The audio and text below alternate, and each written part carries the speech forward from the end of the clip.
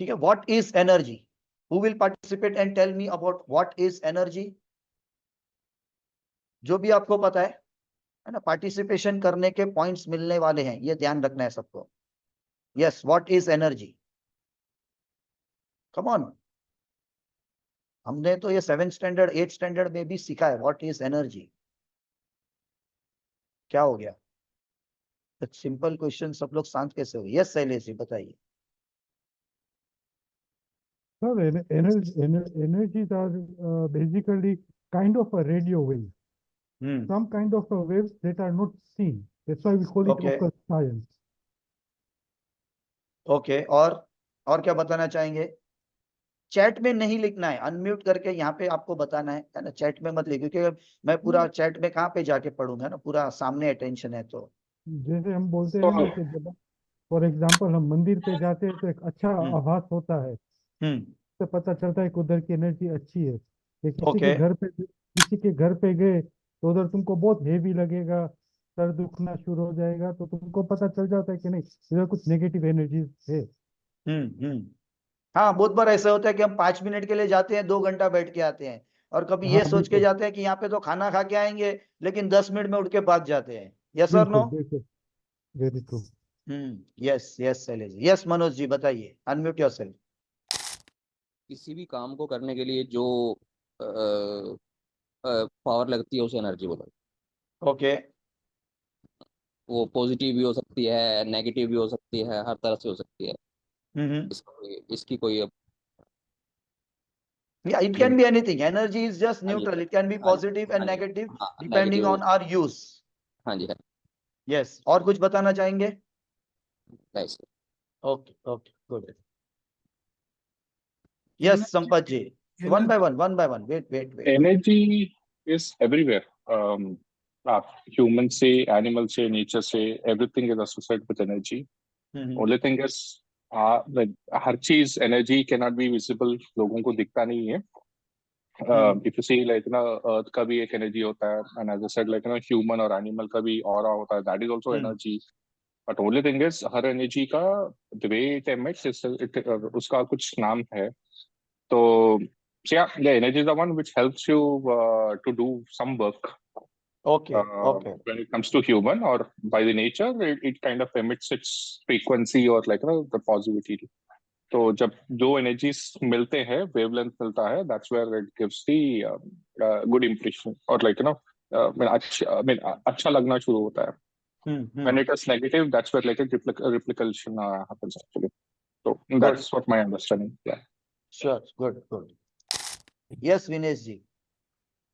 Energy is a force which neither be created or destroyed. Okay. और क्या बताना चाहेंगे दिनेश जी, बताइए? But it can be diversified to any other direction. Okay. Energy Yes. follows thought. बोलिए Dinesh ji. Energy follows thought. Energy follows thought. Okay. और बस sir energy जो है हमारे आसपास की जो जितनी भी एनर्जी है वो हम उनको फील करते हैं। जैसे हम कहीं जा रहे हैं तो वहाँ की पॉजिटिव और नेगेटिव एनर्जी को फील करते हैं। Somewhere we feel very heavy and somewhere we feel very good, जहाँ हम माहौल के हिसाब से वो एनर्जी फीलिंग आती है। डू वी हैव एनर्जी, है ना? जो मैं बात कर रहा हूँ वो भी एक काफी साउंड सारी एनर्जी एनर्जीज है होती है, साउंड ना? होती जो है, साउंड एनर्जी आपको सुनने में आती है, और फिर आपके ब्रेन या आपकी बॉडी का फंक्शन जो है उस साउंड एनर्जी को कन्वर्ट करता है, और आप उस लैंग्वेज को कहीं ना कहीं समझ पाते हैं। यस और नो? लेकिन अभी मैं, है ना, तेलुगु भाषा में या रशियन भाषा में बात करूंगा तो साउंड एनर्जी तो फिर भी आएगा, लेकिन आप उसको कन्वर्ट करके समझ नहीं पाओगे। यस और नो? क्यों? क्योंकि वो लैंग्वेज पता नहीं है, लेकिन एनर्जी तो फिर भी आएगी साउंड के फॉर्म में। यस और नो? बट अंडरस्टैंडिंग नहीं होगी, क्योंकि हमने वो वर्ड्स कभी नहीं सुने, तो हमारा ब्रेन उसको कन्वर्ट नहीं कर पाएगा, लेकिन एनर्जी आएगी हमारे तक। उसी तरह से मोबाइल के रेडिएशन की भी एनर्जी आती है ना? उसको हम अगर जामर लगा के ब्लॉक कर देंगे तो हमारा मोबाइल फिर कुछ काम का नहीं होगा। यस और नो? लेकिन वही मोबाइल के टावर, है ना, हमारे लिए डेट्रीमेंटल है। कितने लोगों को पता है? पता है कि नहीं पता है? अच्छा, सबसे पहले मोबाइल तो चलो अभी 10-20 साल से आया है बेचारा, है ना? सबसे पहले आज से 100-150 साल पहले क्या चीज आई थी जिसने हमारी बैंड बजाना शुरू की है तब से, क्या चीज आई थी सबसे पहले आज से 100-150 साल पहले? रेडियो। अरे 100-150 साल पहले कहाँ रेडियो आया था यार?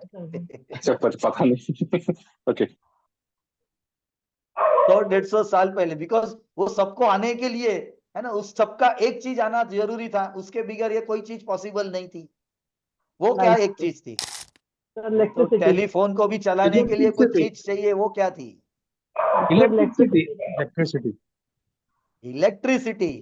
वो ही नहीं है तो फिर कैसे कोई चीज चलेगी? मैं ही आपके सामने कैसे आऊंगा? आप मेरी एड कैसे देख के मेरे पास आएंगे यहाँ पे सामने? पॉसिबल है क्या without electricity? No sir. Facebook हो, इंटरनेट हो, व्हाट्सएप हो, कुछ भी हो, चलने चलाने के लिए क्या चाहिए? इलेक्ट्रिसिटी चाहिए। लेकिन वही इलेक्ट्रिसिटी आपको मालूम है हमारे 7 चक्रास की एनर्जीज को कहीं ना कहीं अलाइंड नहीं रख पाता है। पता है आप सबको? कितने लोगों को पता है ये बात? जी नहीं रखता। Because of that same electricity, we are not able to keep our 7 chakras aligned, our 72,000 nadis aligned. You know that? अच्छा, ये फिर कहाँ पे हो सकता था नेचुरली अलाइंड?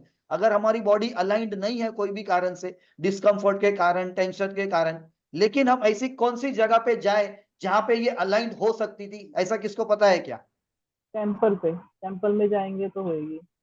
लेकिन कौन से टाइप के स्पिरिचुअलिटी टेम्पल्स में? Spirituality will help you kundalini open करने के लिए। सो नहीं, कुंडली में अभी नहीं जाएंगे। नेचर में ओके, जाने से। Spirituality is okay, but where we will go so that chakras get aligned? My question is कि at which location or which place when we can go, very where we go and our chakras can get aligned, possibilities is there.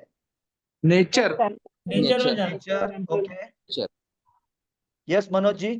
Nature nature और उसके अलावा? मंदिर में जा सकते हैं। मंदिर में? लेकिन किस टाइप ऑफ मंदिर में?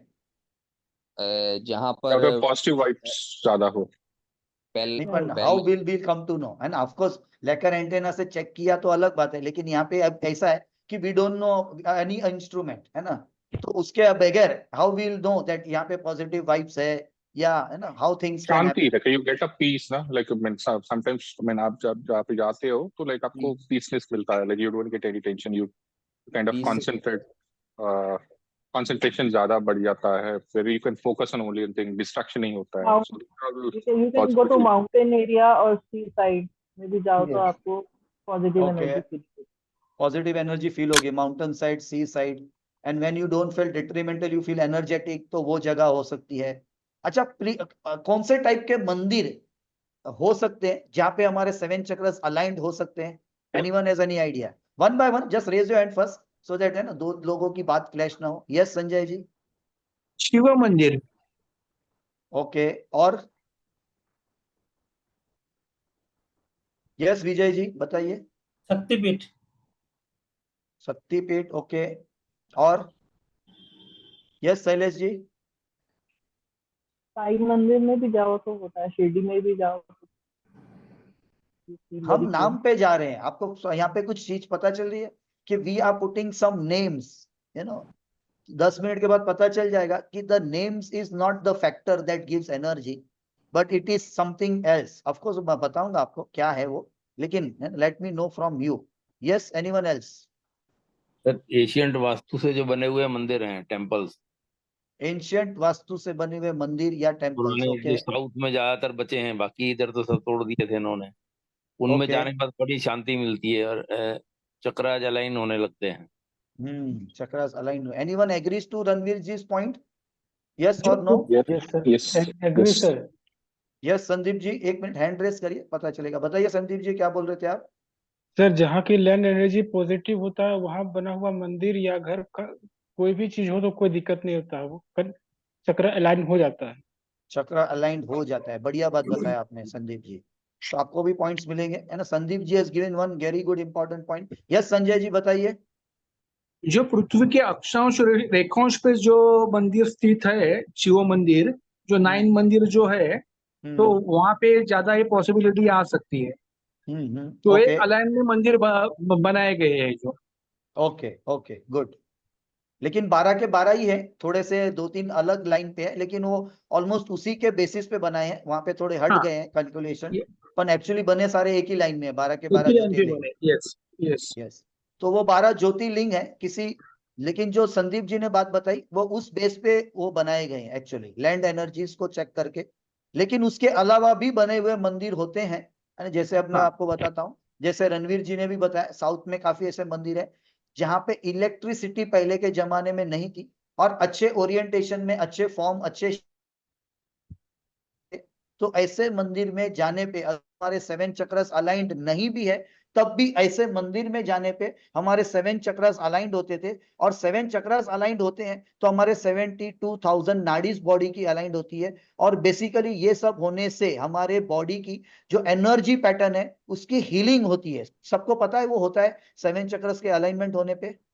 Is anyone aware? सर होती है सर, यस सर, एग्री 100%। यानी जब कोई भी जगह में हमारे 7 चक्रस अगर नेचुरली अलाइंड होंगे, फिर वो नेचर हो सकता है, माउंटेन हो सकता है, अच्छा एनर्जी का स्पॉट हो सकता है, या किसी फॉर्म में बना हुआ कोई मंदिर, या कोई ऐसा स्ट्रक्चर है ना, नाम निकाल देते हैं मंदिर, एक स्ट्रक्चर जिसमें कुछ ऐसे शेप, फॉर्म, ओरिएंटेशन और मटेरियल है, तो वो आपके 7 चक्रस को अलाइंड कर सकता है। उसमें वन ऑफ द थिंग्स हम जिसको बोल सकते हैं उसको हम मंदिर या टेम्पल बोलते हैं, वन ऑफ द थिंग्स, है ना। ऐसा नहीं है कि यही हो सकता है, यानी कि अगर आप मेरे घर पे आएंगे जो एक है ना सिटी में बना हुआ कंक्रीट के जंगल में है, जिसके बिल्डिंग के 4th फ्लोर पे टेरेस पे मोबाइल के टावर्स है ना, तो और इलेक्ट्रिसिटी के ग्रिड लाइंस, बड़ी जो हाई टेंशन लाइंस होती है वो भी आसपास में ही है, उसके बावजूद है ना 7 चक्रस हमारे घर पे अलाइंड रहते हैं। वो क्यों रहते हैं, वो अलग कारण है, वो मैं आपको कल बताऊंगा, है ना। लेकिन ऐसी जगह, ऐसा स्ट्रक्चर, ऐसा प्लेस जहां पे आपके 7 चक्रस अलाइंड रहेंगे मैक्सिमम पीरियड ऑफ टाइम, वहां पे ऑटोमेटिकली आपके 72,000 नाड़ीज अलाइंड होगी। और इस तरह का बना हुआ वास्तु, इस तरह का बना हुआ कोई भी प्रॉपर्टी होगी, तो वो आपके एनर्जीज को अलाइंड ही नहीं रखेगी, लेकिन वहां पे आप बीमार भी कम से कम पड़ेंगे, आपका बॉडी, माइंड एंड सोल काफी अच्छी तरह से अलाइंड रहेगा।